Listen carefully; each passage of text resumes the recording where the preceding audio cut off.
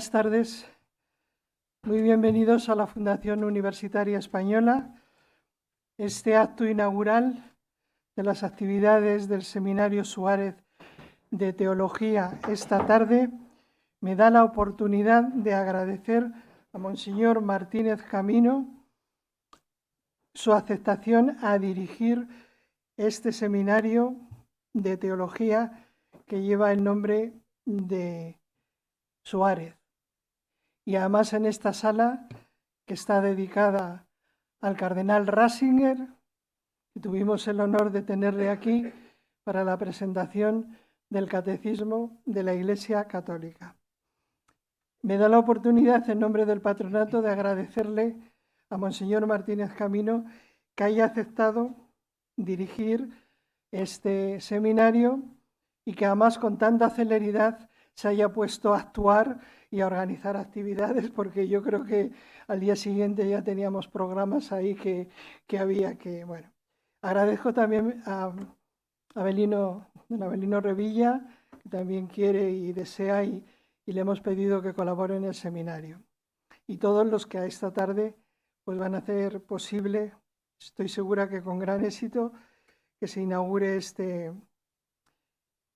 seminario. Creo que hemos aceptado, eligiendo a Monseñor Martínez Camino como director del seminario, no solo por su preparación teológica, sino por lo eficiente que es siempre en sus actividades y en el reclamo que trae siempre de personas importantes. De la importancia de la teología van a hablar ustedes esta tarde y todos estamos deseando escucharles, no solo los que están en la sala, sino muchos que nos siguen por streaming. Hay mucha gente que sigue estas conferencias por streaming directamente o quedan colgadas y al día siguiente ya se pueden escuchar. Van a hablar ustedes de la importancia de la teología, pero lo que yo sí puedo decir es que desde los inicios de esta fundación, los fundadores pusieron mucho interés en que los colegiales que se alojaban aquí en las plantas de arriba, en una residencia universitaria que había en los inicios, que duró pues un par de décadas o más, pues tuvieran esa formación teológica, esa formación filosófica, en definitiva, un plus de humanidades que no recibían en la enseñanza oficial en las universidades a las que asistían. Ha seguido esa importancia porque ha habido siempre actividades de este seminario y han estado al frente de él pues personas tan prestigiosas como Tellechea y otros. Si siempre ha sido importante prestar atención a las humanidades, pues ustedes estarán de acuerdo que en este momento es no solamente importante, sino imprescindible valorar la utilidad de lo inútil. Pues bien, entonces van a dar comienzo las actividades de esta fundación en el tema de teología, en los temas de teología.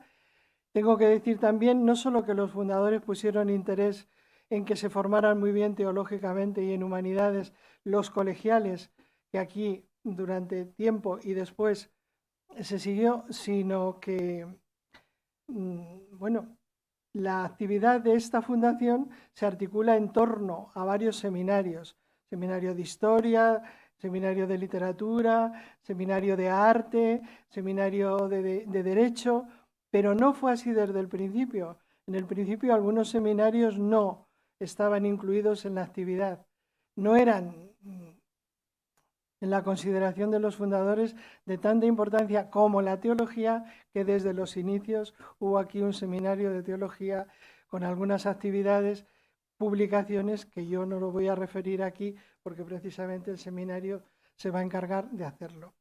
Bueno, pues yo deseo que el cardenal Ratzinger pues les inspire, no solamente les inspire, sino que les acompañe y les ayude, porque seguramente que lo hará muy bien. Gracias.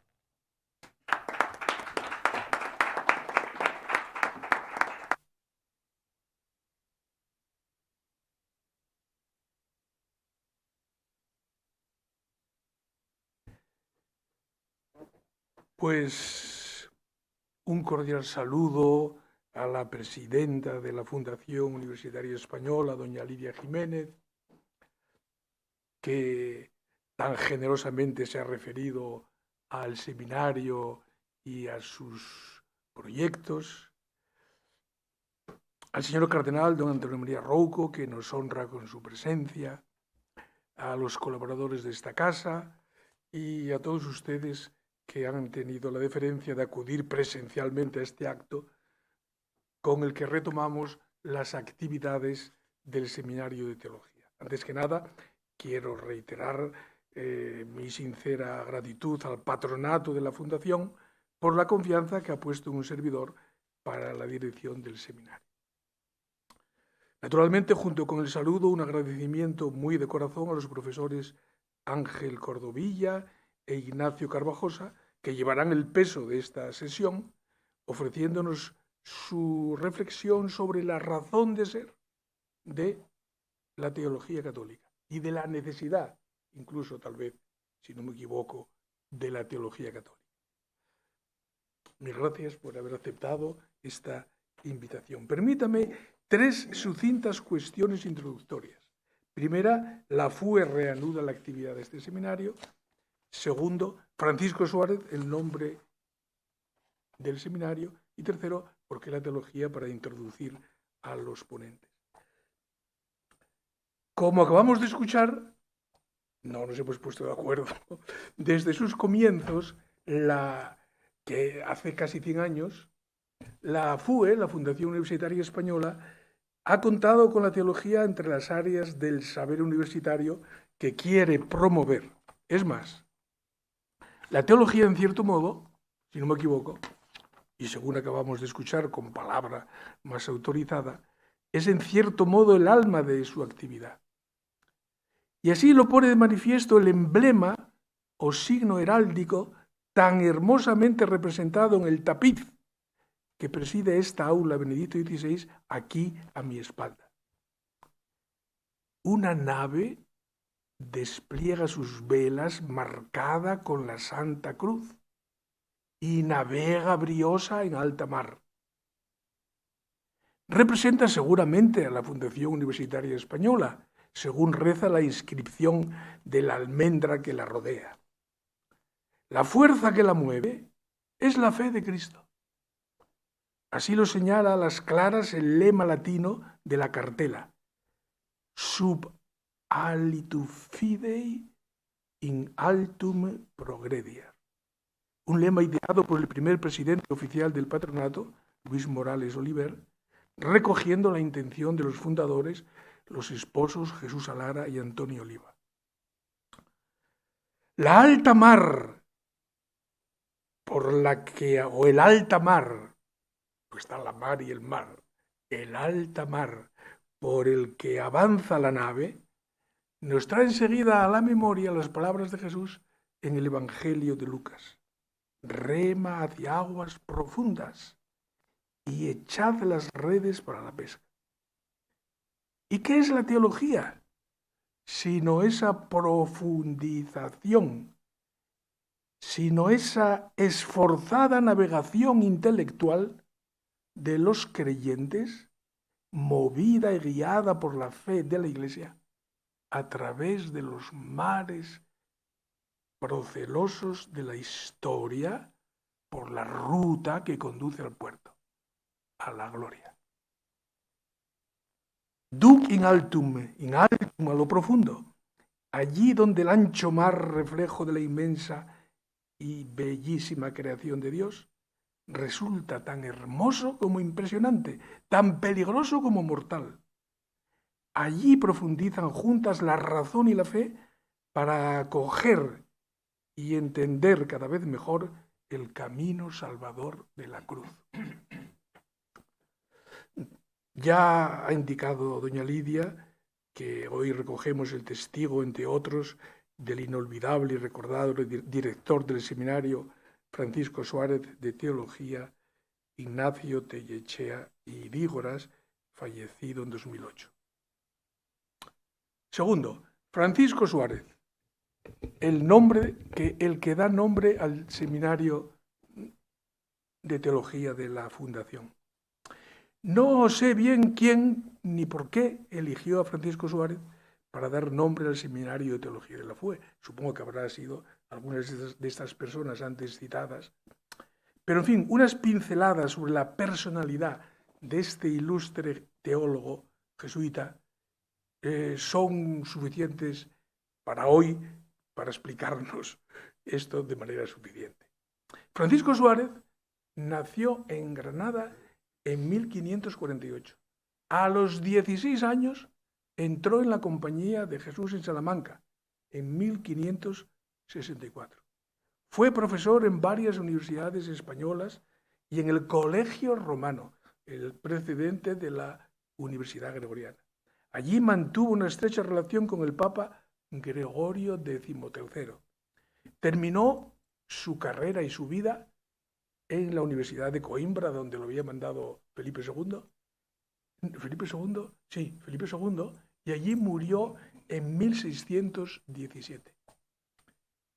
No llegó a cumplir 70 años, le faltaba poco para cumplir los 70 años. Pero fue contemporáneo de San Ignacio de Loyola, de Santa Teresa de Jesús, de San Juan de la Cruz y también de Carlos V, de Felipe II y de Felipe III. Vivió en el meollo del siglo de oro. Suárez es el representante más destacado de la escolástica barroca. Destaca por la sistematización de la metafísica y por sus estudios sobre filosofía del derecho, todo en perspectiva teológica, todo como teólogo, fundamentalmente. Sus obras, entre ellas Disputaciones metafísicas o Las leyes, han influido en pensadores como Hugo Grocio o Leibniz, que lo citan como autoridad. Pero también en la teología, en una influencia que llega hasta hoy. Yo me sorprendí estudiando autores protestantes en Alemania que citaban a Suárez. Aquí, en comillas, no lo citaban cuando yo estudié. Sus obras, su influencia en la teología, por ejemplo, teólogos como Bannenberg, Jüngel, lo citan como autoridad, aunque no siempre compartan sus tesis, sobre todo el segundo. Suárez sigue siendo un autor influyente no solo en la teología, sino también que es considerado uno de los padres de la filosofía moderna. Les leo unas líneas de la edición de las Disputaciones metafísicas que ha hecho Tecnos en el año 2011, con un prólogo de Sergio Rábade, y en la introducción, que es de Francisco León, dice: estamos ante una especie de enciclopedia del saber filosófico, las Disputaciones metafísicas. Están en español en esta editorial, se pueden leer, recientemente reeditadas. Una especie de enciclopedia del saber filosófico estructurado sistemáticamente, sobre cuya base podrá el pensamiento europeo llevar a cabo su revolución racionalista. La Europa moderna e ilustrada, de Descartes a Kant, buscará de un modo manifiesto o implícito en las Disputaciones metafísicas la referencia escolar precisa para su propia construcción teórica y racional y crítica.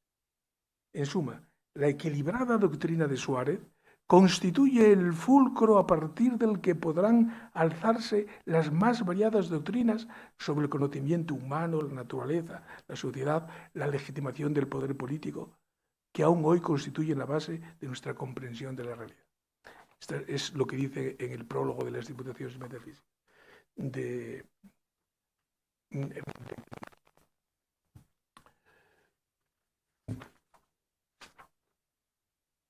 Sin embargo, una de sus obras más conocidas se titula Defensa de la Fe. Fue publicada por encargo del Papa en 1613 con el título de Defensio Fidei Catholici Apostolicae adversus Anglicanae secte errores. Era una respuesta a Jacobo, al rey, a un escrito donde el rey Jacobo de Inglaterra, el segundo sucesor de Enrique VIII, hacía una convocatoria a todos los príncipes para unirse a su postura. Y entonces Suárez, no por iniciativa propia, porque él no había hecho escritos polémicos, sino desarrollo sistemático. Y reconoce que es un género nuevo, una respuesta a un escrito del rey Jacobo de Inglaterra por indicación del Papa. Pero lo hizo brillante, es un libro impresionante. Yo no lo he leído entero, pero he leído, son 5 volúmenes en folio. Y en latín, pero está una traducción, hay una traducción del Instituto de Estudios Constitucionales y Políticos de España, de 1970, con la edición fotostática de la primera edición de Coimbra, porque esto es al final de su vida, la primera edición, y la traducción española magnífica. O sea, que lo podéis leer cuando queráis. En esta obra defiende que es legítima, verán lo que pasó con esta obra. En esta obra, en la Defensio Fidei, defiende que es legítima la protección de los ciudadanos contra el príncipe que se convierte en tirano, ya que según él, los reyes no reciben el poder directamente de Dios, sino por el pueblo. Defiende incluso la legitimidad del tiranicidio en algunas circunstancias. Este libro fue quemado públicamente en Londres por orden del rey Jacobo I y en París por los regalistas. Esto de quemar libros, nadie tiene la exclusividad. La obra, ¿por qué la teología? Punto tercero la obra de Francisco Suárez es un ejemplo señero de la relevancia de la teología española en la historia de Europa y de la Iglesia Universal. Aunque la ciencia teológica, Suárez sistematiza toda la teología española, teología, filosofía del derecho, desde Vitoria, Báñez, todo eso, él lo recibe todo, se hace una síntesis. Aunque la ciencia teológica no pase hoy por el mejor de sus momentos, tal vez, en España ni en ningún otro lugar, sí que contamos con teólogos que hacen honor a esta gran empresa del espíritu humano, que es la teología católica. Entre ellos están sin duda quienes han tenido la amabilidad de venir a hablarnos hoy de la razón de la teología. En cuanto a decanos de 2 facultades de teología muy relevantes en España, representan muy bien, creo que hay 14 facultades de teología en España, representan muy bien la labor teológica que hoy se hace en España. Pero además de esta función institucional, también su brillante trayectoria personal en la investigación y la docencia de la teología pone de manifiesto la suerte que tenemos de escucharlos y de dialogar con ellos esta tarde. Permítanme que los presente muy brevemente antes de darles la palabra. El profesor doctor don Ángel Cordovilla nació en Salamanca en 1968. El profesor doctor don Ignacio Carvajosa nació en Cartagena en 1967. Son sacerdotes, el primero de la diócesis de Salamanca y el segundo de la diócesis de Madrid. Los dos son catedráticos, el profesor Cordovilla de Teología Dogmática y el profesor Carvajosa de Exégesis o Sagrada Escritura del Antiguo Testamento. Ángel Cordovilla estudió teología en Salamanca, en Múnich y en Roma. En Roma obtuvo el doctorado en la Universidad Gregoriana. Ignacio Carvajosa estudió en Madrid, primero Ciencias Económicas en la Universidad Complutense, y luego Teología en San Dámaso, y en Roma obtuvo el doctorado en el Pontificio Instituto Bíblico. Los dos son autores rigurosos y prolíficos, lo cual, pues, ser prolífico no es tan difícil. Menciono solo 4 libros de cada uno, para darles la palabra, porque si no. De Ángel Cordovilla, su tesis doctoral, Gramática de la Encarnación, la creación en Cristo en la teología de Karl Rahner y Hans Urs von Balthasar, 2004. El misterio de Dios Trinitario, Dios con nosotros, 2012, es un manual. En defensa de la teología, una ciencia entre la razón y el exceso, 2014. Teología de la salvación, 2021. Es el último de esta serie que también él dirige en Ediciones Sigue. De Ignacio Carvajosa, su tesis doctoral. Me parece que es esta. Las características de la versión siríaca de los Salmos, Salmo 90 al 150 de la Peshitta, 2006. De la fe nace, otro libro, de la fe nace la exégesis, la interpretación de la Escritura a la luz de la historia de la investigación sobre el Antiguo Testamento, 2011. Hebraica, otro libro, Hebraica Veritas versus Septuaginta Auctoritatem.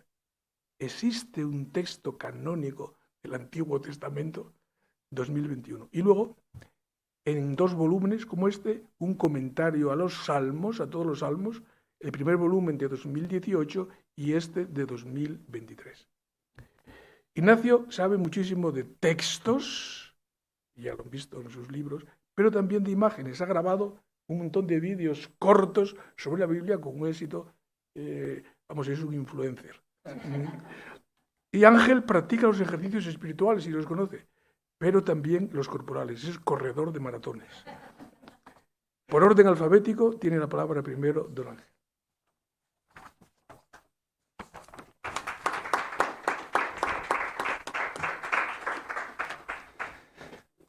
Buenas tardes y bueno, voy a ser breve en los saludos, sobre todo agradecer a Monseñor Juan Antonio Martínez Camino por la invitación a participar en este seminario con esta pregunta, ¿por qué la teología?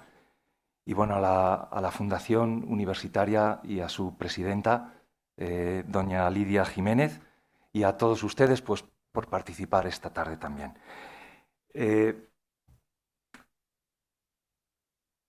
Había preparado una presentación que tengo yo aquí solo delante, porque tengo también el texto, pero para hacerlo en 20 minutos quizá no sea tan riguroso a la hora de explicarlo, pero creo que quizá sí se me puede seguir mejor. En realidad, mi tesis, preguntarse por qué la teología, es al final preguntarse por la posibilidad de la fe pensada hoy. Que en realidad, si miramos al cristianismo, siempre que ha habido fe, es siempre una fe pensada. O sea, la fe lleva siempre consigo un logos, que la hace explicable, comunicable, vivible, habitable. Y por eso es verdad que depende de dónde nos hagamos esta pregunta, ¿por qué la teología? Sobre todo si es en un contexto que no es el intraeclesial, pues nos puede dar la impresión de que nos estamos preguntando por algo, efectivamente algo inútil. Aquí recordaba 2 libros, que uno lo estoy leyendo, el otro ya lo he leído, el primero de Nuccio Ordine, donde bellamente él expresa el más por la vía de las humanidades, pero donde podemos incorporar la teología de la utilidad de lo inútil. Y este verano cayó en mis manos, junto a las carreras de maratón, me gusta hacer también alpinismo. Y estoy leyendo un libro clásico de un alpinista francés, que el título es bellísimo, Los conquistadores de lo inútil.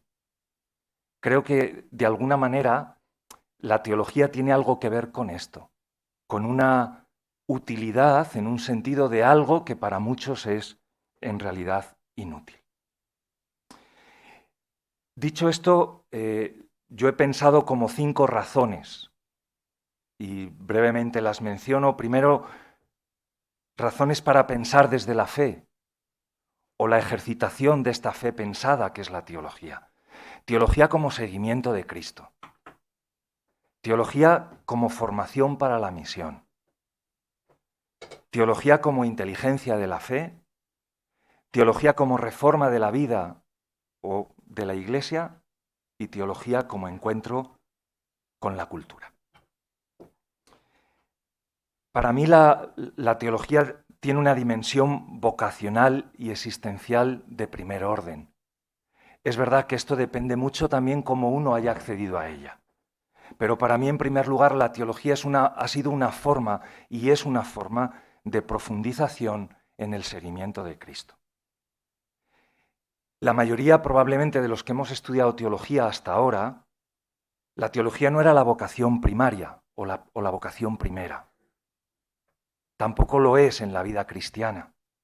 La vocación originaria es seguir al Señor, como nos dice el Evangelio de Marcos, para estar con Él y para enviarlos a predicar.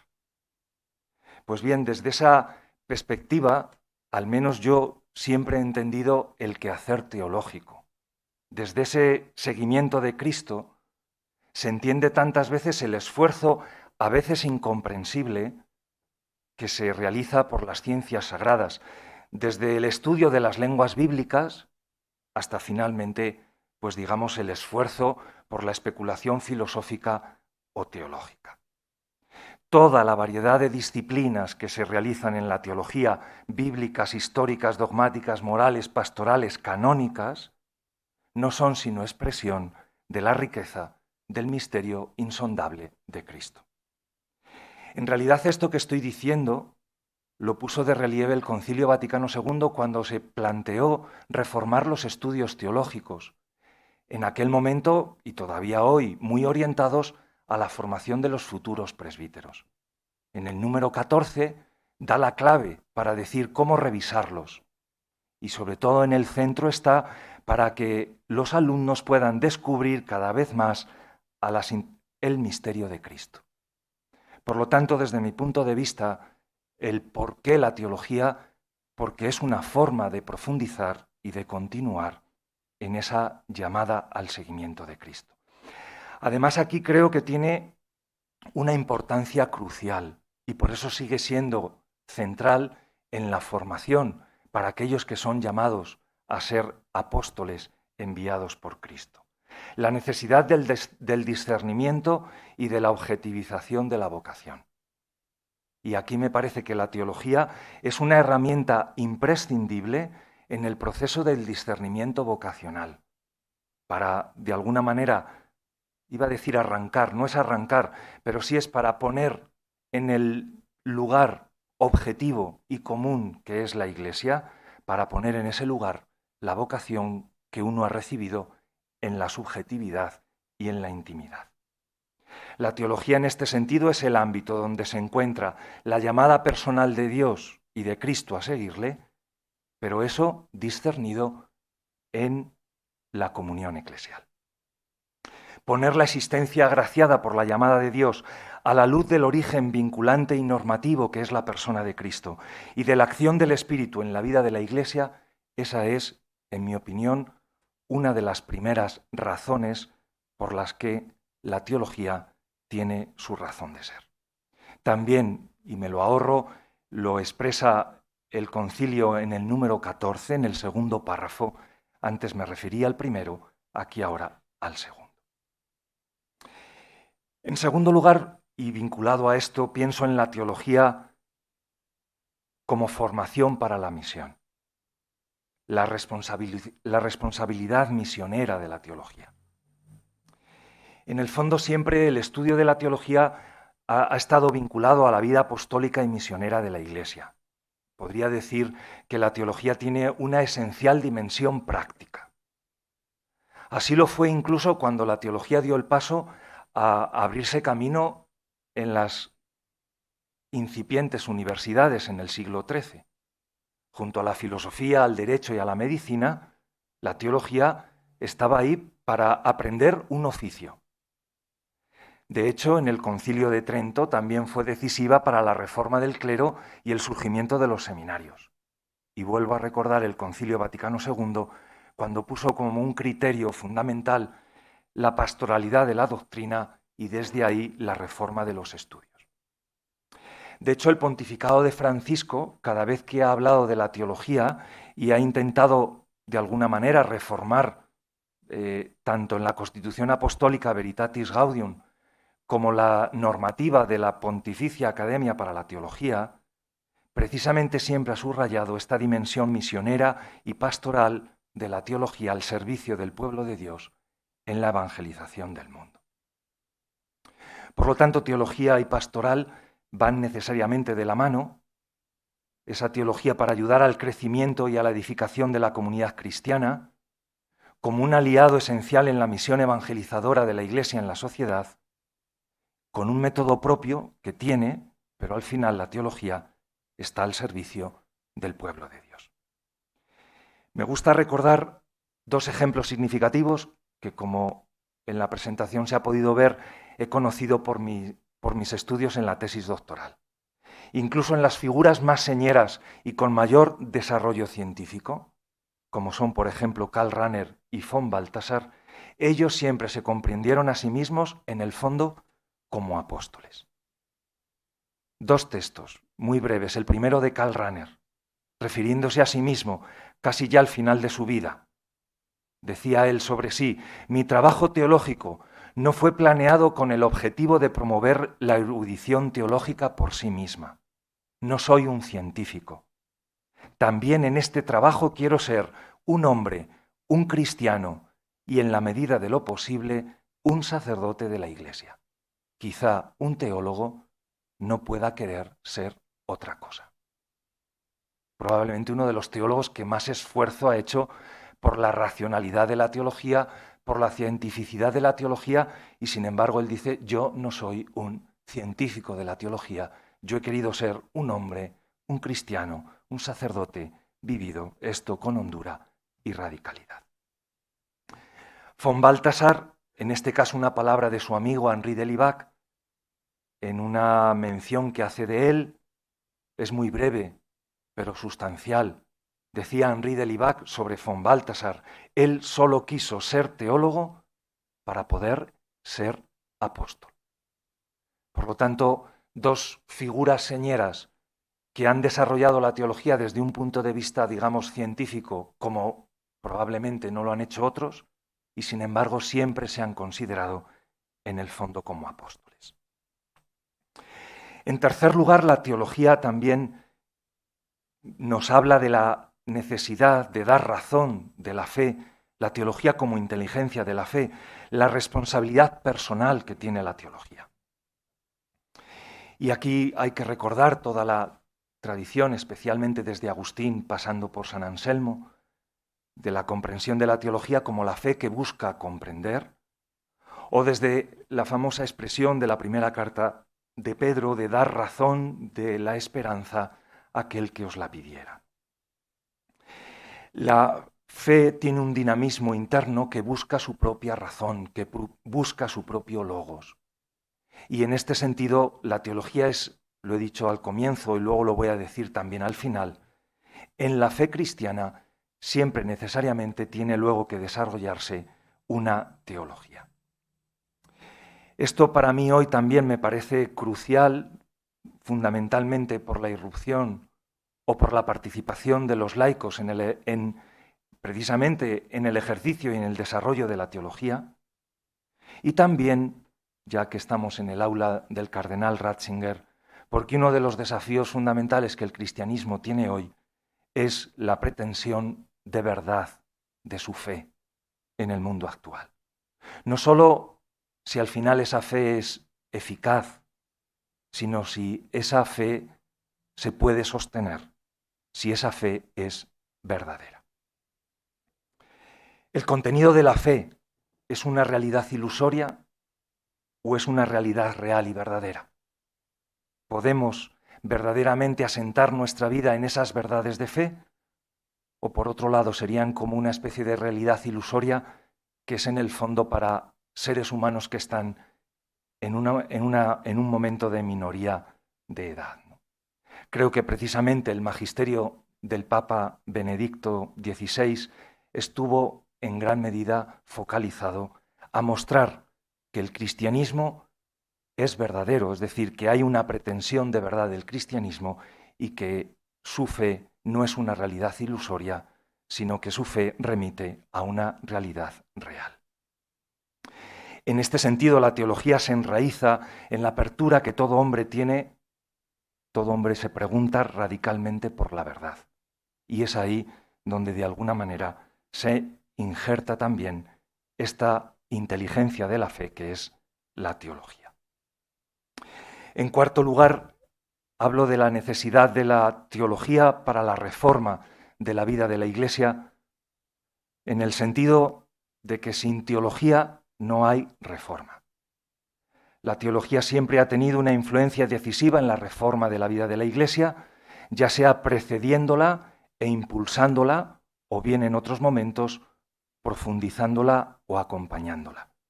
Así ha sido a lo largo de la historia de la Iglesia y si verdaderamente queremos que las reformas en la vida de la Iglesia sean de largo alcance, tienen que venir siempre acompañadas de la teología. Muy brevemente, en el siglo II y III, recordemos la crisis del gnosticismo, lo que se opuso al cristianismo, y es impensable esa reforma y renovación de la vida de la Iglesia sin personas como Justino, Ireneo de Lyon, Tertuliano. El siglo IV y el arrianismo, y los nombres de Atanasio, los padres capadocios, o ya más adelante Agustín de Hipona. En la primera ilustración del siglo XII, consumada en el siglo III, impensable sin los nombres de Abelardo, Bernardo, Ricardo de San Víctor, Tomás de Aquino o Buenaventura.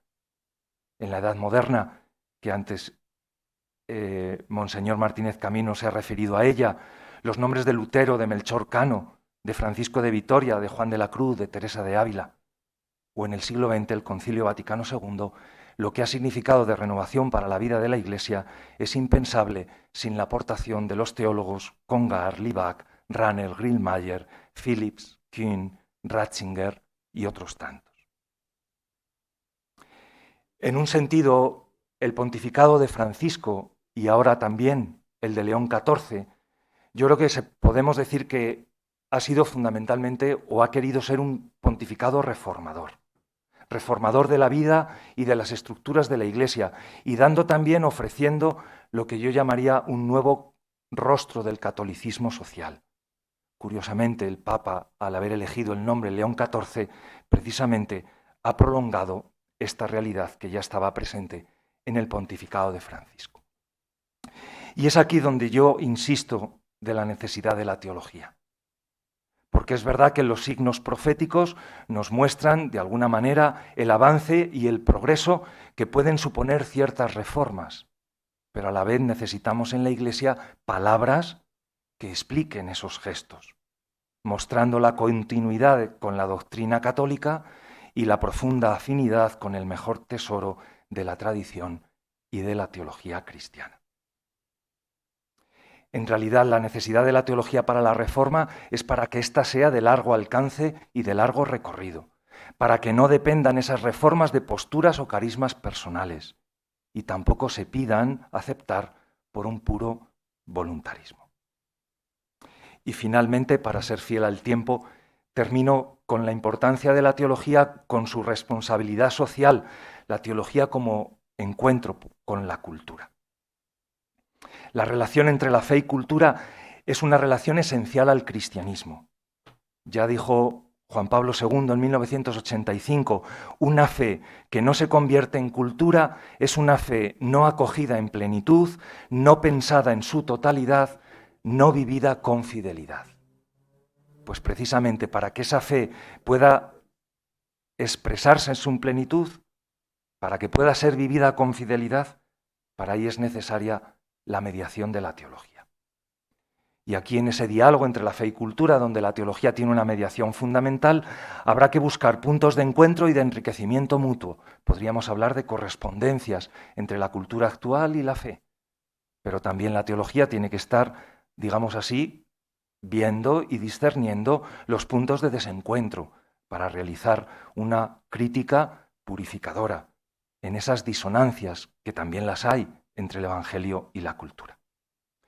¿Y por qué es necesaria esta relación? Y por lo tanto, ¿por qué es necesaria la teología?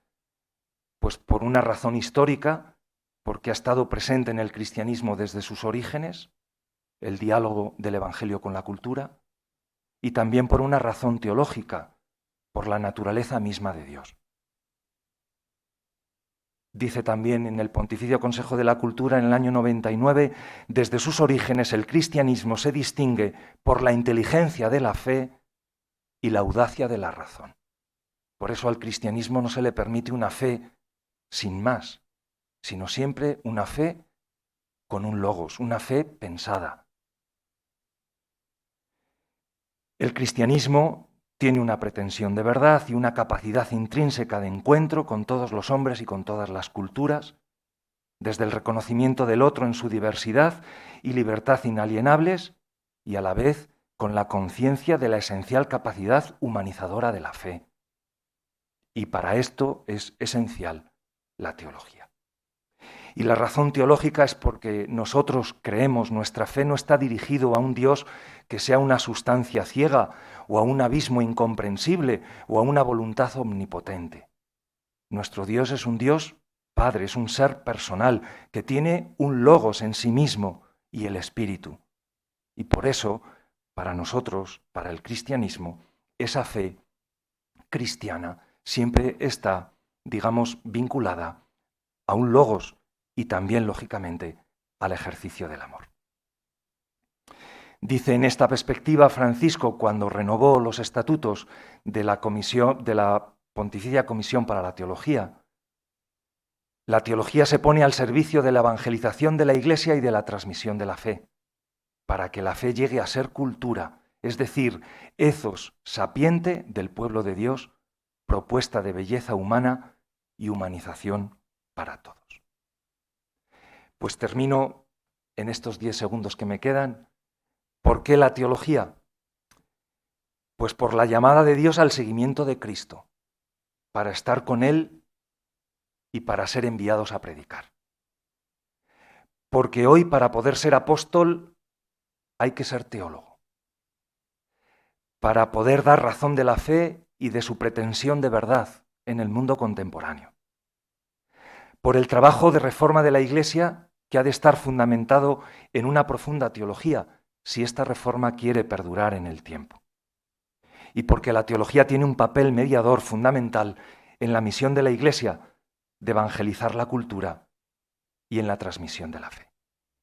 Y termino finalmente con una cita de San Agustín en las Confesiones, cuando él se pregunta: ¿y por qué yo escribo esto? ¿Por qué escribo yo las Confesiones? Uno de los textos, pues digamos, ya iba a decir de la teología, de la literatura, en el fondo patrimonio de la humanidad. Y dice él: por amor de tu amor hago yo esto.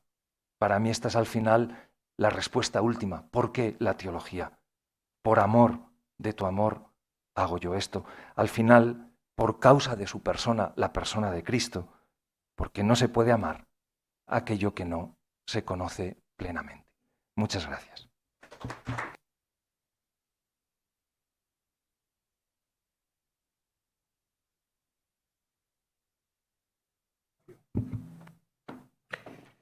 Muchas gracias, don Juan Antonio, ante todo por esta invitación, también a la Fundación Universitaria Española. Un saludo muy especial a don Antonio María Rouco, culpable principal de que esté en esta mesa, porque yo entré en el Seminario de Madrid en 1990 con vocación de sacerdote, y en aquella época pues es para una parroquia. Don Antonio confirmó aquella vocación con su llamada como obispo, y según entraba por una puerta me daba otra vocación que tuve que aceptar con el tiempo, asimilar, y para que pudiera ser fecunda, es la vocación académica, que hoy le agradezco públicamente. Bien, yo como buen biblista quiero partir de los fundamentos de la teología, incluso antes de la teología, es decir, una teología que no es la teología que nace con la encarnación, sino partiendo de la misma etimología de la palabra. Por eso quiero remontarme más bien a la pregunta ¿qué es la teología? Antes de afrontar, para no dar nada por descontado, antes de afrontar la pregunta que nos reúne: ¿por qué la teología hoy? Quiero entender. Bien, como todos los presentes saben, la palabra teología une estos dos vocablos, theos, Dios, y logos, logía, en su doble acepción griega. Una palabra pronunciada, pero también un logos, una razón, un significado. Por lo tanto, podríamos hablar de un hablar sobre Dios, una palabra sobre Dios, decir algo sobre Dios, o un razonar sobre Dios, o bien una palabra razonable, un discurso razonable sobre Dios. Pero, ¿qué discurso razonable puede realizar el hombre, el ser humano, sobre Dios? Una pregunta como esta nos obliga a situarnos espaciotemporalmente. ¿En qué momento hablamos? ¿De qué hombre hablamos? ¿En qué cultura y en qué zona geográfica? Confieso que siempre me ha conmovido ese ejercicio de razón, cargado de intuición y deseo, que las culturas antiguas han hecho para explicar para entender o comprender el nexo que liga esta orilla y el más allá, que se intuye como origen y razón del más acá. Que no usaban la razón o no la usaban bien es un prejuicio ilustrado. Léase Lessing, La educación del género humano, un prejuicio ilustrado que yo he respirado y han respirado en mi cultura. Cierto que la usaban, por cierto, con gran creatividad a partir de los datos y el desarrollo del conocimiento de la época. Era la aventura de entrar en lo desconocido, despachar toda esta creatividad, toda esta energía de la razón que intenta entrar en lo desconocido como algo ingenuo. Bueno, es una ausencia de experiencia dramática de la propia humanidad. Bien, ilustremos brevemente esta dinámica del hablar, razonar sobre Dios en las culturas mesopotámicas. No se asusten, voy a ser breve en este recorrido. A través de este texto del Deuteronomio, que ya nos introduce en el acontecimiento histórico que cambió radicalmente nuestro modo de decir de Dios, nuestra teología. Dice Moisés: cuando entres en la tierra que va a darte el Señor tu Dios, Deuteronomio 18, no aprendas a imitar las abominaciones de estas naciones. No haya entre los tuyos quien haga pasar a su hijo o a su hija por el fuego. Esto nos suena un poco fuerte y es fuerte objetivamente. Pero sigue diciendo: no haya entre los tuyos vaticinadores, ni astrólogos, ni agoreros, ni hechiceros, ni encantadores, ni espiritistas, ni adivinos, ni nigromantes. Aquí habría que parar este discurso de Moisés, que a nosotros nos parece tan normal y lo escuchamos tan tranquilamente, son cosas más. Y dice, pero Moisés, ¿pero cómo es posible que intentes parar el ímpetu de la razón que intenta entrar en lo desconocido a través de estas formas? Un encantador, un hechicero, un espiritista, un adivino, un nigromante, de las muchas modalidades que son verdaderamente conmovedoras con la que la razón intenta penetrar a lo desconocido, ¿no? Y continúa Moisés: el Señor tu Dios te suscitará de entre los tuyos, de entre tus hermanos, un profeta como yo. A él lo escucharéis. Esta es la profecía de una palabra, un profeta, un hombre, un profeta. A él lo escucharéis. Comienza aquí como profecía, por lo menos en Moisés, una cadena de palabras verdaderas de Dios y un ejercicio nuestro de escuchar el verbo hebreo shamá, que resuena en el shema, que es donde se ve bien esta doble, audire, esta obediencia, escuchar, obedecer. Por tanto, solo se puede frenar esta dinámica escrutadora en función creativa, en función de un acceso a Dios directo, porque Dios nos da una palabra suya en boca de un portavoz, de un profeta. El hombre profeta, profiemi, el que habla en lugar de otro, un portavoz, y el verbo escuchar remite en una voz o una palabra que nos precede. Cambia el método radicalmente, no la creatividad, sino el escuchar, el tender, en el futuro el ver. Una palabra que otro nos dice y a la que respondemos. Moisés, como decía, realiza esta profecía que se cumplirá en el tiempo a través de la palabra profética, pero su profecía iba más allá del anuncio de una palabra inteligente vehiculada por frágiles porteadores.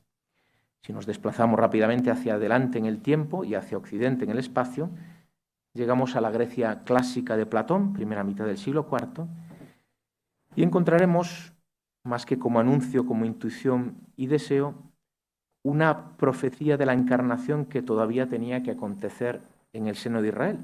En uno de sus diálogos, el Fedón, Platón usa la imagen del mar, del inmenso piélago que el hombre desea atravesar para alcanzar la orilla del ser que da consistencia a las cosas. Cito del Fedón, número 85, me parece a mí, oh Sócrates, y quizá también a ti, que la verdad segura en estas cosas no se puede alcanzar de ningún modo en la vida presente, o al menos con grandísimas dificultades. Pero pienso que es una vileza no estudiar con todo respeto las cosas que se han dicho al respecto, o dejar las investigaciones antes de haberlo examinado todo.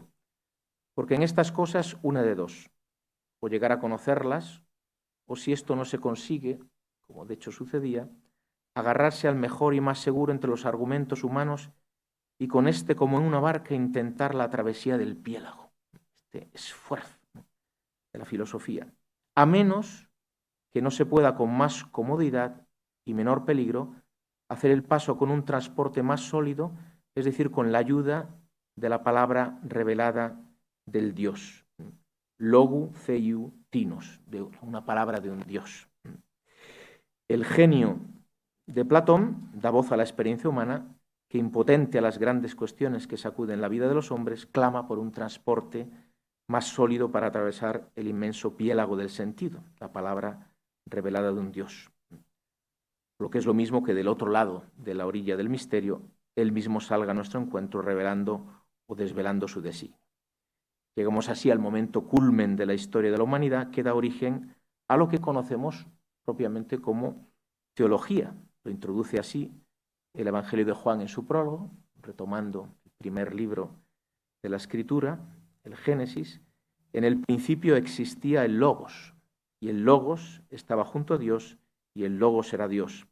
Este estaba en el principio junto a Dios. Por medio de él se hizo todo, y sin él no se hizo nada de cuanto se ha hecho. Más adelante, y el Logos se hizo carne, y habitó, puso su morada entre nosotros, y hemos contemplado su gloria. A Dios nadie lo ha visto jamás. Dios unigénito que está en el seno del Padre es quien lo ha dado a conocer. El mismo evangelista será el primer teólogo en tantos sentidos, también a la hora de presentar la teología como comunicación a otros de la palabra vista y palpada, lo que existía desde el principio, lo que hemos oído, lo que hemos visto. Ya esta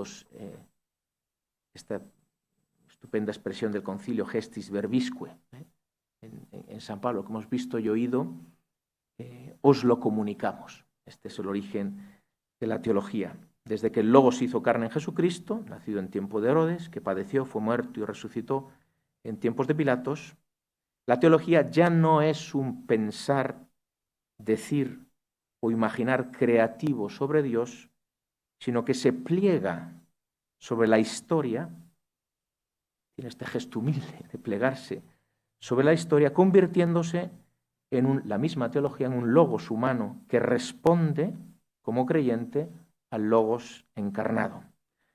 Por su misma naturaleza se trata de un logos que nace y se alimenta en la vida de la Iglesia, cuerpo de Cristo, lugar de la traditio viva, gestis verbisque, verdadero sujeto de la teología.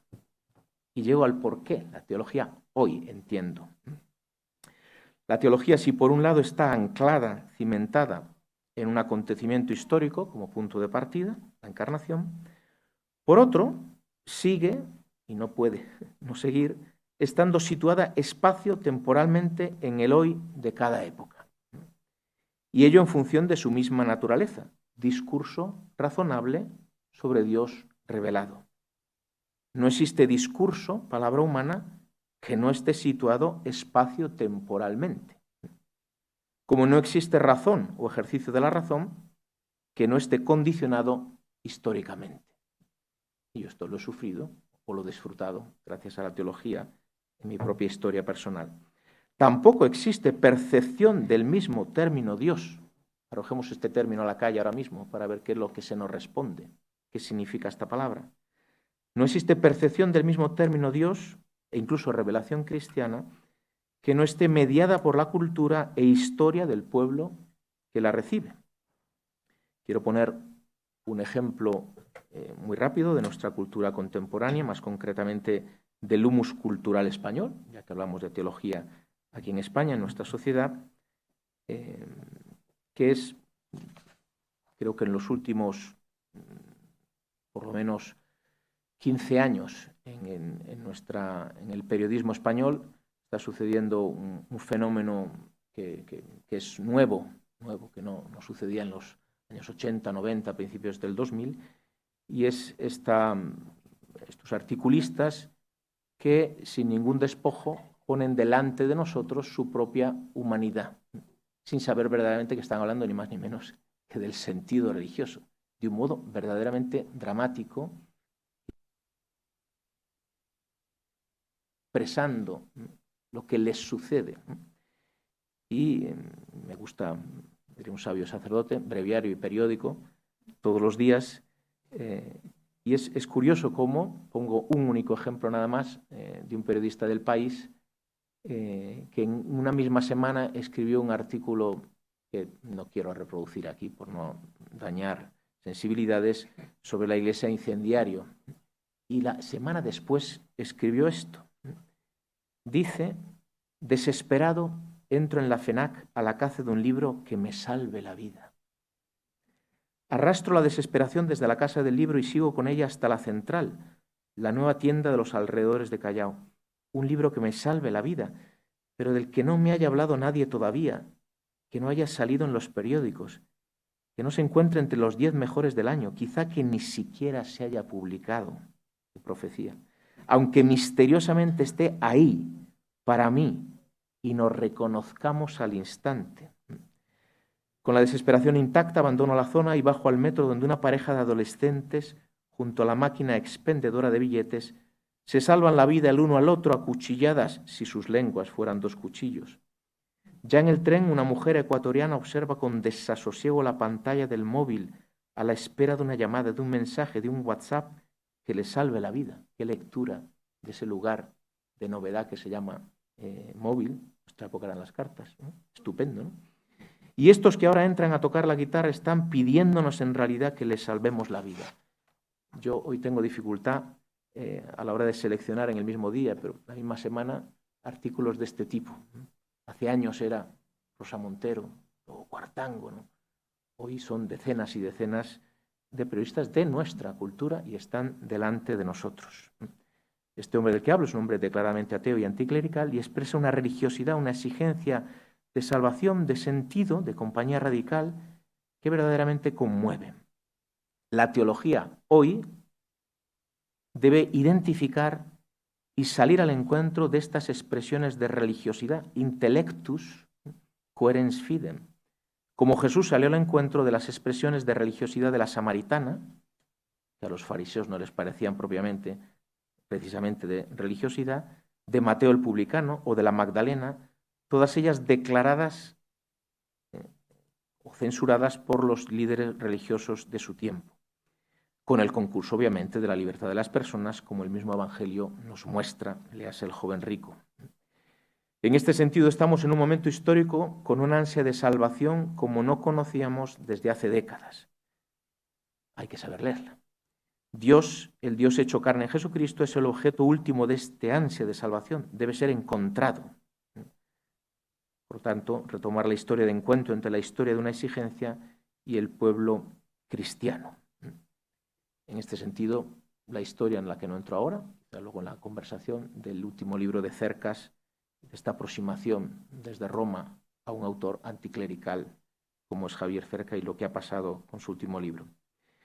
Si debemos rescatar la experiencia religiosa y la misma imagen de Dios, también debemos rescatar la razón de la reducción a la que ha sido sometida en los últimos siglos, especialmente desde la Ilustración. 3 al menos grandes dogmas de la razón ilustrada se han presentado como 3 objeciones modernas a Dios y que el acontecimiento cristiano y por ello la teología, como presentación razonada de ese acontecimiento, está llamado a superar. Fides, quoerens, intellectu.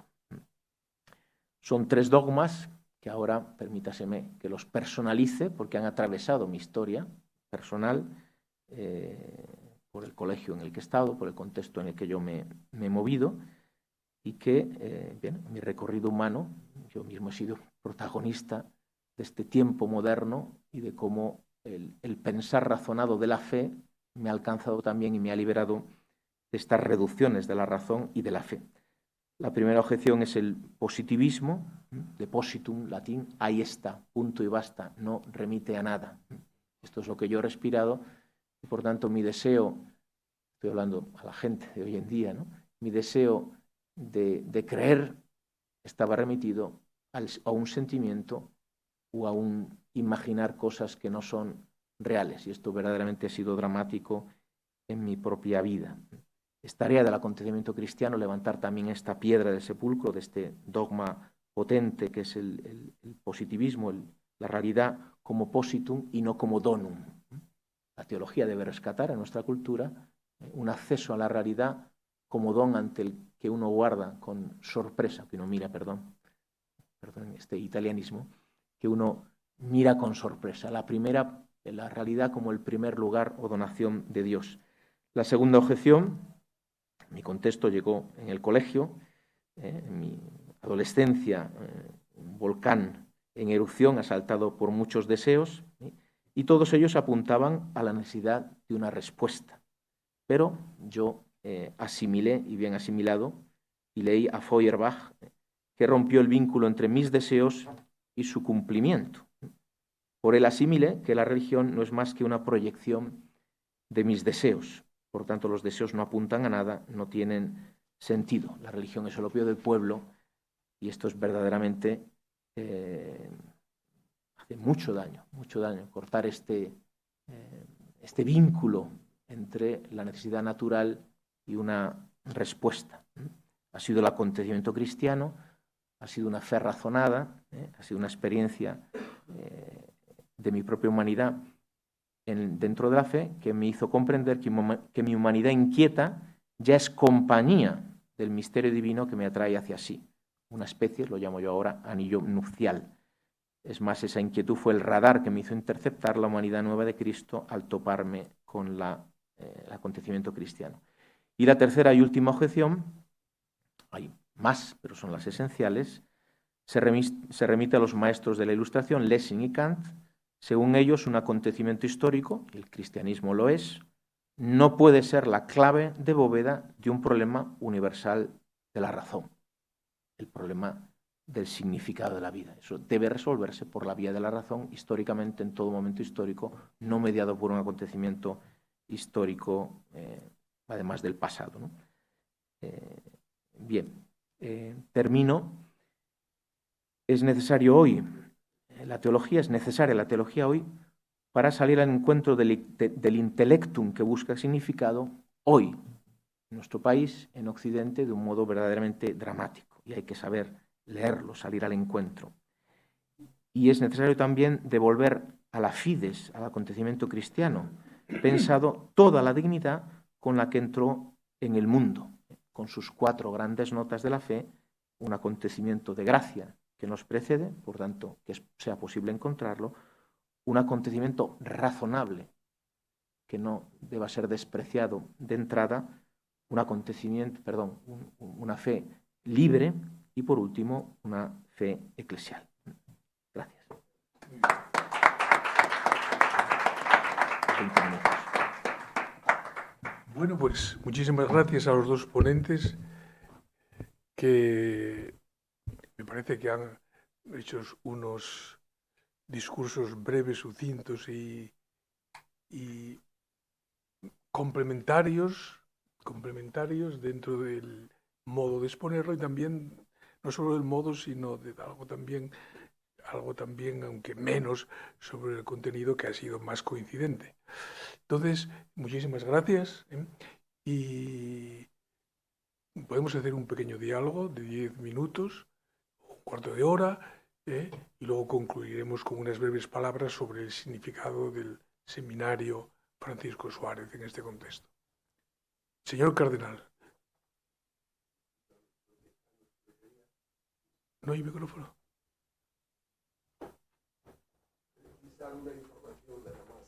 Un momentito, perdone un momentito para que lo oigan los que nos escuchan desde América Latina. Desde América Hispana, perdón.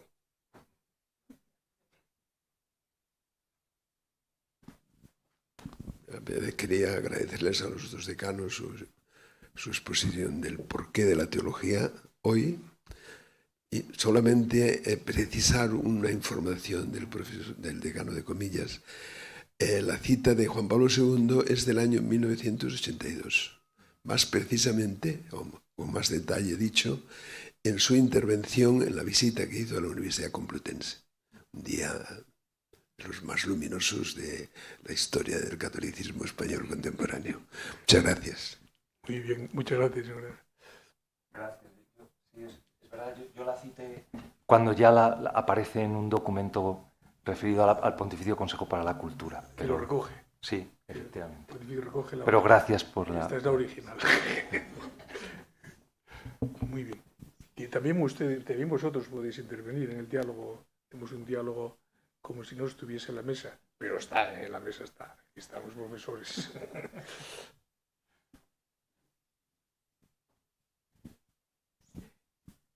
Bueno, yo quería dar las gracias porque me ha parecido preciosa las tres intervenciones. Y bueno, yo doy un poco con mi pregunta la palabra a las personas con las que yo trabajo, no solo alumnos de universitarios, sino bueno, pues personas, digamos que laicos y personas ajenas a la teología, ¿no? Y bueno, quizá, no sé si llamarlo reproche, pero sí quizá cierta actitud de incomprensión a veces ha podido despertar la teología. Me hago eco también de una reflexión que recoge Ratzinger, ¿no? Que quizá tienen los ajenos a la teología la impresión de que la teología se hace preguntas que solo interesan a los teólogos. Creo que aquí ha quedado muy claro que no es así, pero quizá, no sé, la pregunta sería ¿cuál es el reto que tiene el teólogo para que realmente el ajeno a la reflexión teológica, a la investigación teológica, encuentre digamos, una comprensión de sus inquietudes, como las que mencionaba el decano don Ignacio Carvajosa, sus inquietudes que el profano no puede descubrir que la teología le responde, ¿no? Cómo abordar esas necesidades de respuesta por parte de los que no ignoran que la teología tiene algo que decirles.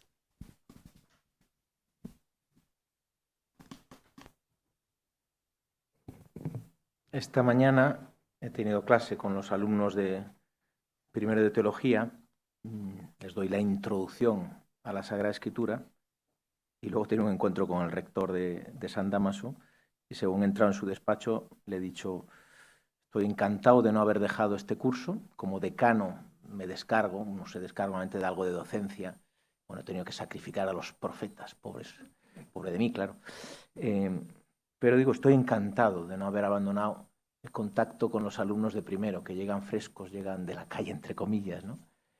Y en primer lugar es un reto para mí, porque el que llega, entre comillas, de la calle, de sus estudios, y se topa con un profesor que sube a la cátedra, ahí de algún modo el profesor ya se retrata, y se retrata en el rostro de los alumnos.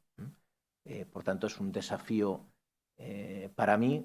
En realidad ya lo es desde que me levanto por la mañana, cuando por la experiencia que he vivido, quiero tener en mi mano derecha, siempre mejor, ¿no? En la mano derecha el breviario, en la izquierda el periódico, la reseña de prensa diaria, ¿no? Y en este sentido, simplemente una anécdota, pero porque quiero responder a esta pregunta, a este reto. Las primeras semanas mantengo un diálogo con los alumnos a partir de la pregunta: ¿cómo acercarse adecuadamente a la escritura? Empieza un diálogo muy interesante, muy rico, donde se ve el background de cada uno, cómo vienen, donde yo puedo desafiarles. Y en los últimos años, pues siempre en estas cosas que hay que hacer un poco el numerito, ¿no?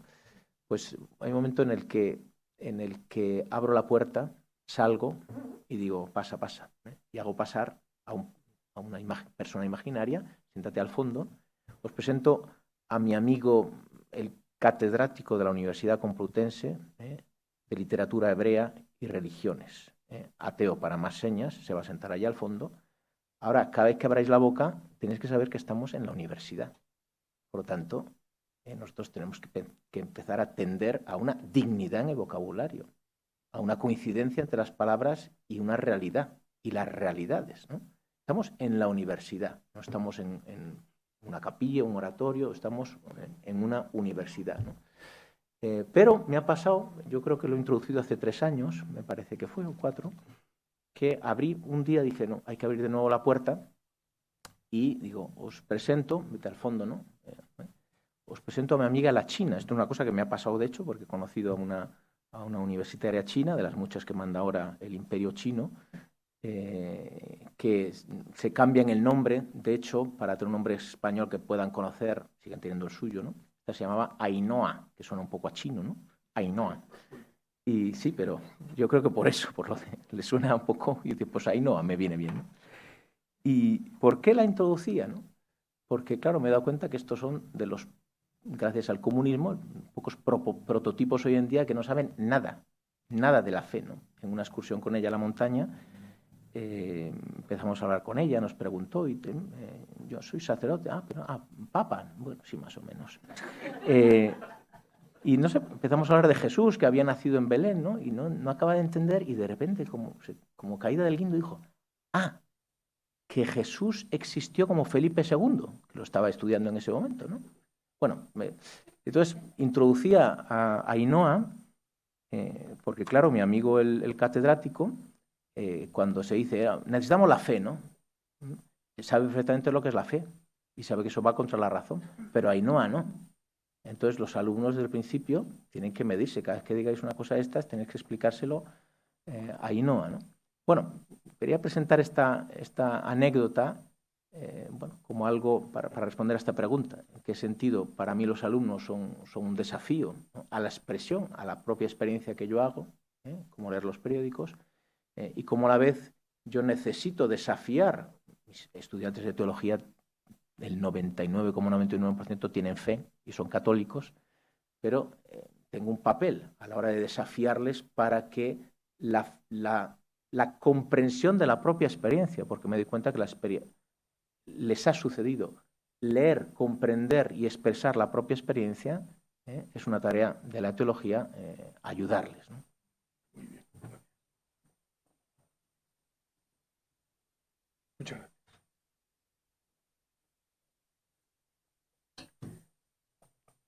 Yo tengo una pregunta. Sí, a los dos, o sea, a Ignacio. Creo haberte entendido que como nunca antes hay en la prensa, por así decir, en la cultura, ambiente actual, un deseo de salvación. Más o menos implícito, explícito. ¿De verdad? Yo me pregunto si es verdad. Yo no lo veo tanto. Es verdad que leyendo El País, leyendo cosas, pues hay cosas elitistas. Hay un nivel de elitismo de los que escriben El País o con el BT, son gente. Pero yo creo que eso no refleja, me parece a mí, el sentir común del pueblo madrileño o español hoy, que vive más bien con una indiferencia fundamental. Sigue pensando que en buena parte que la fe cristiana y por tanto la teología, si es que la hay, no lo saben que la hay, pero que la teología pues es que es algo antiguo, que no vale para nada. Estamos ya en la época de que estamos a punto de alcanzar la satisfacción de nuestras pasiones y de nuestros deseos en este mundo y se acabó. Se acabó. ¿Salvación de qué? Únicamente para tener un piso, para tener tal. Salvación es muy a corto plazo. Pero salvación. Como escribe aquí este libro entero don Ángel Cordovilla sobre la salvación. El cristianismo como una religión de salvación. Este libro yo creo que hoy a la mayoría de gente hay que abrir muchas puertas para que entren, porque me parece a mí que no. Es mi percepción. Yo no sé si... Bueno, es verdad que eso lo había dicho Ignacio, es decir, lo de... Yo es verdad, para decir el primer capítulo de ese libro, sí que analizo que a lo mejor no se expresa el anhelo o el deseo de salvación como normalmente nosotros lo hemos expresado. Pero al final el hombre se pregunta por la salvación. De una u otra manera, no de una manera a lo mejor hoy religiosa o de una manera en un lenguaje que para nosotros es inmediatamente reconocible, pero al final, o sea, la búsqueda de una vida lograda, plena, por lo menos para uno mismo y para los de su entorno, digamos como un sentido más bajo, ¿no? Yo creo que eso existe en todo ser humano.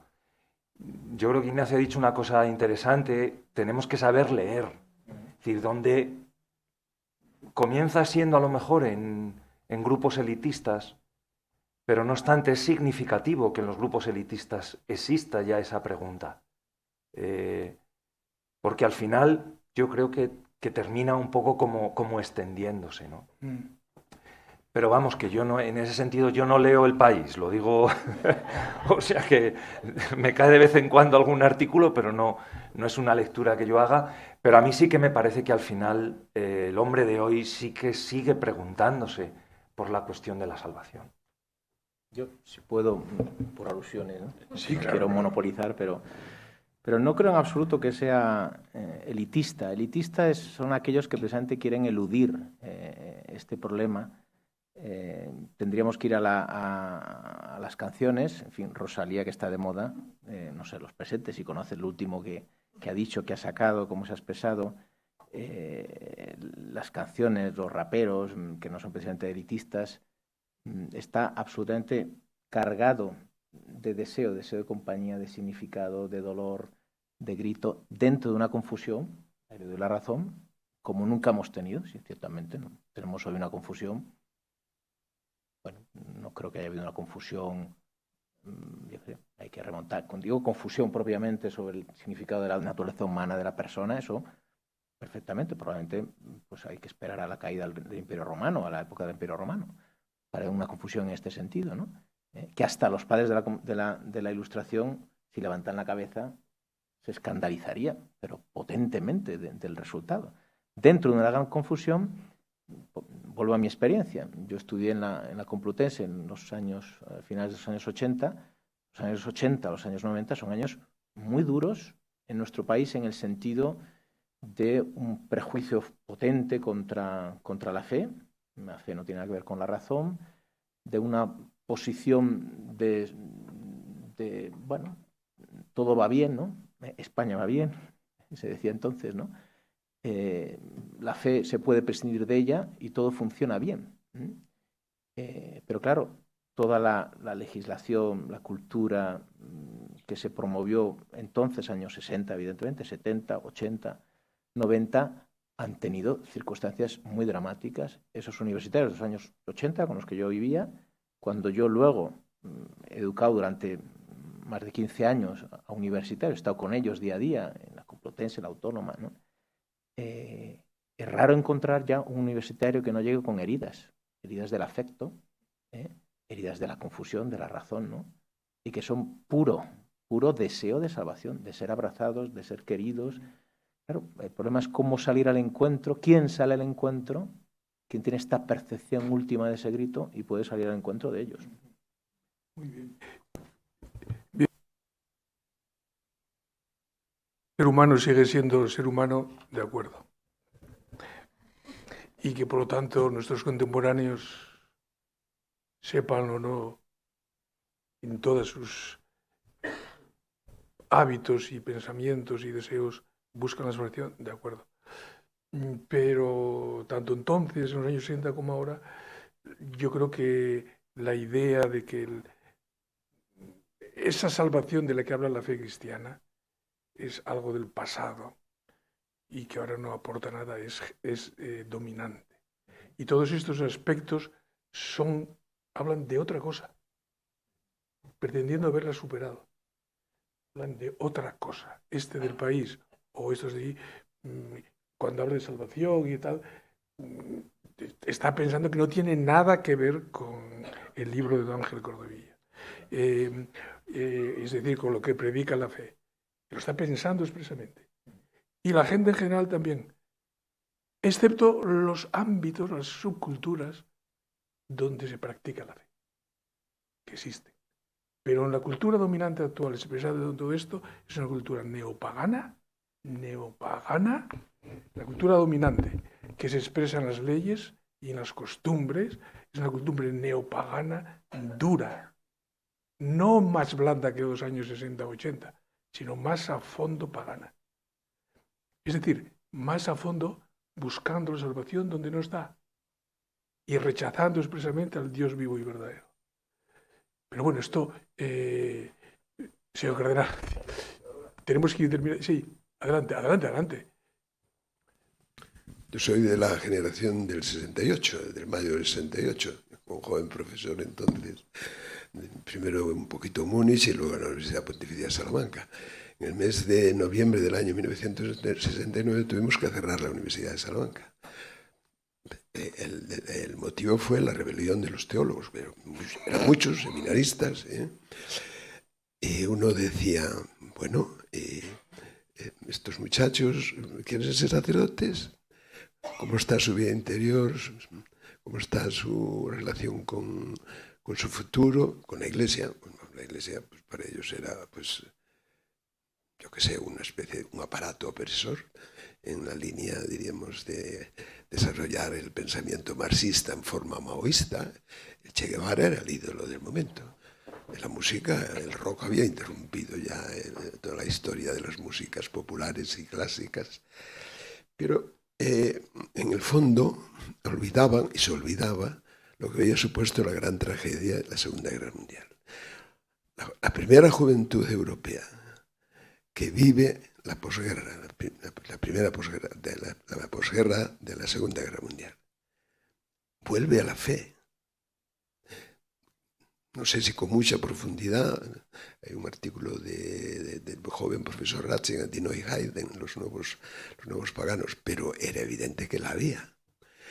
Es decir, la conexión entre la tragedia de la Segunda Guerra Mundial y las ideologías dominantes, las culturas dominantes de la primera mitad del siglo XX, todas ateas, radicalmente ateas.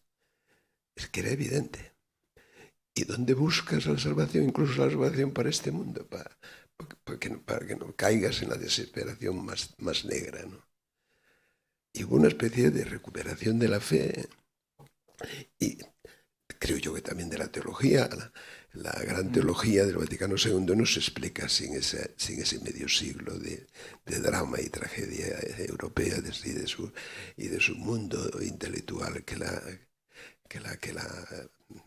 trataba de dar razón de ella. Por eso los momentos históricos son muy relativos con respecto a la gran cuestión de la fe, ¿no? Hombre, yo también comparto esa visión de que la cultura dominante hoy es mucho más radicalmente anticristiana, o diríamos, no anticristiana, pero indiferentemente cristiana, pagana, que lo eran los años 80 y los años 70 y los años 60, sin duda alguna. Muy bien, pues como el tiempo avanza y yo tengo que leer 3 paginitas, a no ser que alguien quiera todavía terciar en este asunto o algo que esté en el tintero y que sea la oportunidad de dialogar con estos profesores, que ellos se quedan con todo sin decir prácticamente, pero les agradecemos mucho este baño, así este shock sobre la importancia y la necesidad de la teología. No hay fe sin teología. No hay fe cristiana sin teología. Ni teología sin fe cristiana. Entonces, yo creo que esto es un punto muy importante para animar a los que estudien teología o los que piensen estudiarla. Pero para concluir, tomo, si ustedes me permiten, de nuevo la palabra, para tratar de dar una breve respuesta a la pregunta formulada en la invitación a este acto. A lo mejor también alguno ha venido por esto. Lo fundamental es lo que ya se ha hecho. ¿Para qué el seminario de teología en la Fundación Universitaria Española? Y lo digo en forma de 5 tesis, unas más desarrolladas que otras. Primera, el lugar propio de la teología es la universidad. De la teología como ejercicio. Tiene sus presupuestos fuera de la universidad. ¿Dónde? Pues sí, en la capilla, en el culto divino y en la vida cristiana. Esos son presupuestos de la teología. Pero la teología no se ejercita en la capilla ni en la calle, sino en la universidad. como por ejemplo las universidades de comillas o San Damaso. Por supuesto, no es necesario decir que este seminario no pretende sustituir, ni siquiera acercarse a competir con ninguna facultad universitaria, donde está el lugar propio de la teología. Segundo, la Fundación Universitaria Española, como indicamos al principio, lleva a la teología en el centro de sus propósitos. Se trata de una iniciativa social privada de una familia que han hecho una fundación que dura hasta hoy casi un siglo, una iniciativa social que en cuanto que su actividad universitaria carece de obligaciones, es privada porque es de una iniciativa familiar, carece de obligaciones y de derechos propios de las instituciones públicas. En el caso de la teología, de las instituciones canónicas públicas de la Iglesia. En España es así, en otros lugares algo más, pero fundamentalmente así. Pero justamente en este ámbito de una iniciativa privada ha aportado y quiere seguir aportando unos recursos económicos y humanos que, aun siendo modestos, pueden ofrecer algún valor a la labor universitaria, en nuestro caso a la propia teología. Hay otros aspectos y otros saberes aquí cultivados y difundidos, como ha dicho doña Lidia al principio. Tercero, pensamos que podría aportar algún valor a la labor teológica en el campo de la extensión universitaria. Este es el primer campo. Es decir, ofreciendo conocimiento teológico e interés teológico a gente que cree, o a alguno que no crea, que podría también interesarse, de nivel universitario a personas de este tipo con cierta formación académica que no pueden o no desean seguir cursos reglados, que los hay también de distintos tipos, incluso para gente que solo parcialmente puede seguirlos. Vamos, que no puede seguir un curso normal universitario. Cuarto, pero tampoco excluimos poder aportar algún valor teológico en el campo de la investigación o de la creatividad intelectual. Aventuro dos ejemplos. Primero, dos ejemplos que tienen que ver con algunas preocupaciones de un servidor. Y yo me pregunto, uno, ¿no habría que indagar más el significado de los santos como fuente de la teología? Es decir, como medios de la revelación divina.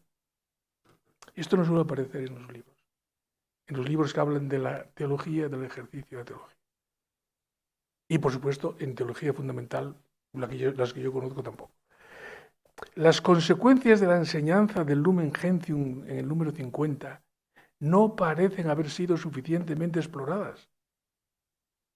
Si en los santos Dios, cito, manifiesta al vivo, vívide, a los hombres, su rostro y su presencia. ¿Qué significa eso para la teología fundamental de la revelación y para la historia de la Iglesia?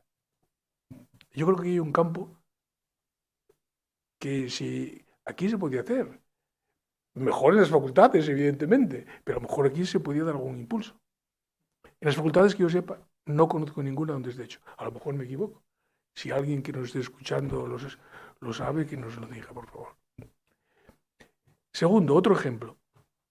El Concilio Vaticano II es, sin duda, un gran don de la providencia divina que ayuda a la Iglesia a discernir los signos de estos tiempos en orden a la evangelización de la cultura moderna, que se ha vuelto pagana. No siempre ha sido pagana. El profesor Carvajosa nos ha hablado de ilustrados que ya tenían tal, pero no eran paganos. Eran racionalistas, teístas y cristianos de fondo.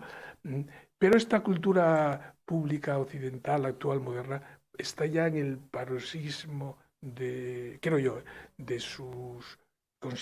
llegando al paroxismo de sus consecuencias en un paganismo cerrado. Entonces, el Concilio Vaticano II sigue siendo el faro para ayudar a discernir qué pasa aquí. Pero, si el martirio fuera el tipo ideal de santidad más propio del siglo XX, lo digo en condicional, yo creo que sí. Lo digo en condicional para mantener un discurso universitario.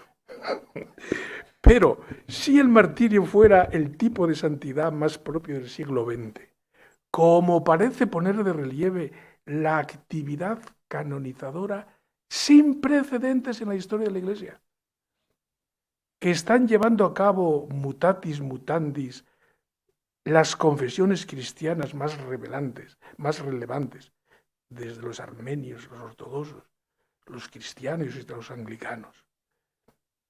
Una actividad canonizadora de mártires sin precedentes en la historia.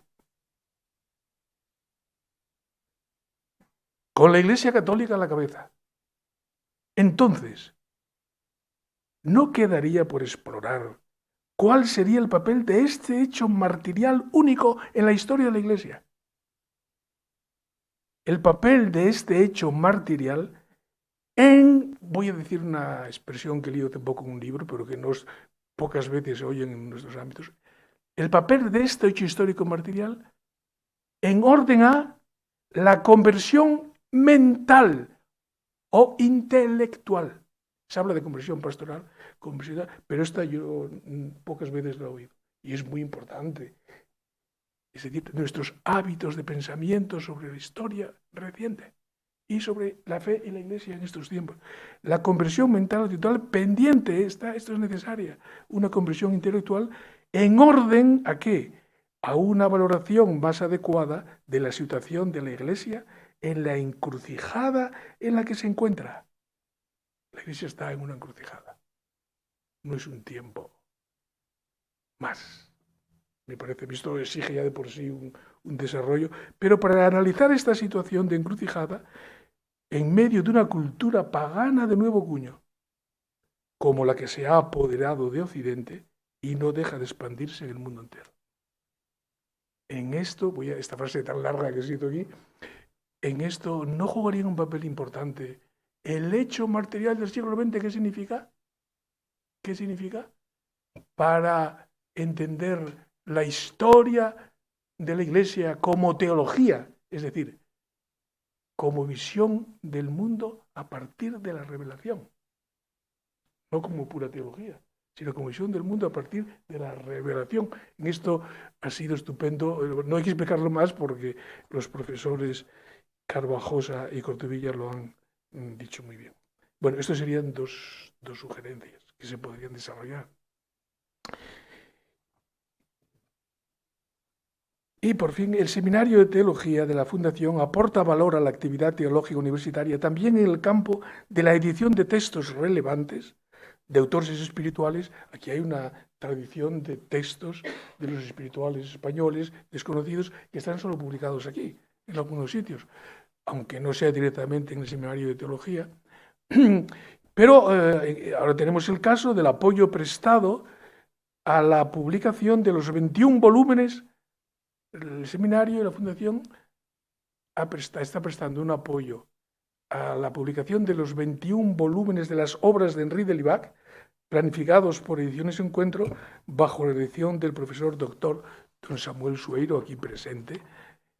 Se trata de un apoyo no solo económico, que es bastante relevante, sino también específicamente teológico, como muestra la actividad central del seminario este año, que es el curso sobre la actualidad de Henri de Libac.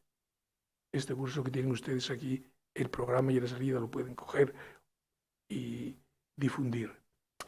Quiero agradecer al profesor Sueiro la organización de este curso. Él conoce a de Libac como pocos en nuestro país. Es interesante que el seminario Francisco Suárez de Teología comience esta etapa de su actividad precisamente con un curso sobre de Libac. Como es sabido, este sabio jesuita teólogo francés de Libac, en su gran obra El misterio de lo sobrenatural, llamaba a Suárez el príncipe de los teólogos jesuitas, pero para criticarle. El príncipe de los teólogos jesuitas, acusándolo de ser uno de los más potentes catalizadores y promotores del llamado extrinsecismo teológico moderno. Esto ya lo veremos en el curso. Es decir, de la separación muy radical entre naturaleza y gracia. Pero aquí que Rahner, y lo he leído en la tesis de Ángel Cordovilla, que solo cita Suárez porque lo cita Rahner en un sitio, otros no lo citamos en ningún sitio. Yo en mi tesis no lo cito ni una vez. Es normal, ¿eh? O sea, no hay que citar a Suárez. Es normal. Pero lo cita en un sitio donde Rahner defiende con Suárez, apoyándose en Suárez, que los ángeles, antes de la caída, ya son creados en la gracia de Cristo. Oye, esto del Libac lo habría leído. Pero Rahner lo apoya. Son creados en la gracia de Cristo los ángeles. No son de una naturaleza angélica pura antes de Cristo. Lo he aprendido leyendo al profesor Cordovilla. El curso sobre Delibac será interesantísimo. O sea que pueden apuntarse y difundirlo, será interesantísimo. Ahí tienen los programas, pero hoy quiero terminar ahora con una cita del príncipe de los teólogos jesuitas, Francisco Suárez. En su defensa de la fe, este libro que les he comentado, discute con una brillantez impresionante con los protestantes, con la tesis protestante mantenida por el serenísimo rey Jacobo I de Inglaterra. Discute con él el principio de la sola escritura, que es muy importante para toda su argumentación, porque está en la base de la teología. Y dice, escribe Suárez, Cristo no mandó a los apóstoles que escribiesen, sino que predicasen el Evangelio a todos los hombres. Luego la palabra solo predicada y no escrita es verdadera palabra de Dios. Y da esta razón, con un argumento de razón. No solo le basta el argumento de autoridad. El signo material, la escritura, no aumenta ni disminuye la autoridad del que habla. Esto es magnífico, esto a Juncker le encantaría muchísimo. La autoridad del que habla. Dios nos habla en Cristo y solo en Cristo de manera plena. Y en Él lo ha dicho todo, que dice San Juan de la Cruz. Y por lo tanto, la Escritura no puede ser la única fuente de la palabra de Dios, que es Cristo. La Escritura se puede meter en el bolsillo, es un signo material, por más inspirado que sea y por más que se pueda leer con la inspiración del Espíritu. Por supuesto, si se lee racionalistamente, entonces nada, pero incluso con la inspiración, leído en su propio sentido, no deja de ser un signo material. Y el que habla no se reduce a eso, sigue hablando, puede hablar. Entonces, todo esto es un tema muy interesante que se va a tratar en el curso sobre Delibac y en el cual pues hay, tratando la teología en estos aspectos filosóficos más de fondo, claro que hay puentes para la filosofía actual. Yo eso estoy convencido, para la filosofía más que para los periodistas, para la filosofía y para el pensamiento actual. Entonces, queridos amigos, escuchemos al que habla. Muchas gracias.